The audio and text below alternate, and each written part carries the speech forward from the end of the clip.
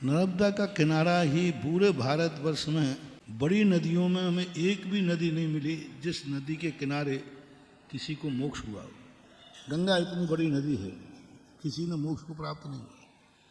जमुना इतनी बड़ी नदी है, किसी को मोक्ष नहीं हुआ, आगम के अनुसार कह रहा हूं। लेकिन नर्मदा नदी है, उसके किनारे मोक्ष का बहुत वर्णन मिलता है। नेमावर है, सिद्धवर कूट है, बड़वानी है, ये सब उसी के किनारे बने। रावण के सत्य आदि कुमार मुक्ति गए, तो ये क्यों? हमने खुद वहां जाके मैंने यही सोचा इस नदी के अंदर क्या है। सारी नदियां संसार बढ़ाती हैं, नर्मदा नदी परमार्थ बढ़ाती है।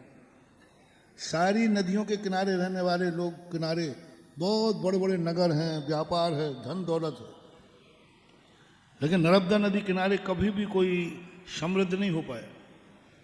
नर्मदा नदी किनारे कोई महानगर नहीं बस पाया, और महानगर है भी तो कोई बहुत बड़ा उद्योगपति नहीं हो पाया। पूरी नर्मदा नदी यदि अमरकंटक से लेकर के जाकर के सूरत तक, भरूच तक, भरूच थोड़ा सा स्थान बना लो, इधर जबलपुर मान लो, क्योंकि वो आध्यात्मिक नगर है। और उस किनारे मैंने भी 4-4, 5-5, 6-6 घंटे ध्यान करके मैंने उसकी एनर्जी देखी है। उसकी एनर्जी आध्यात्मिक है, सांसारिक नहीं है। वह धन से विमुख करती है और धर्म से अभिमुख करती है। वैष्णव दर्शन में भी नर्मदा नदी को कुमारी माना, बाल ब्रह्मचारिणी माना है।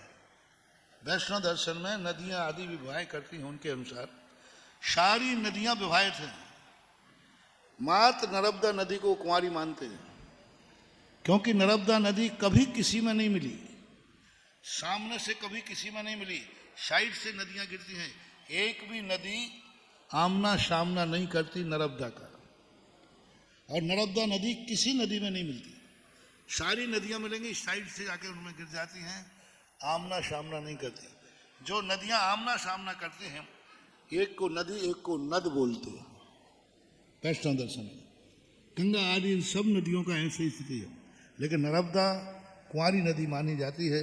उसका वैष्णव दर्शन में भी एक अलग महत्व है, जैन दर्शन में भी उसका अलग महत्व है, और मैंने खुद ध्यान करके देखा है, उसके किनारे का भी अलग महत्व है।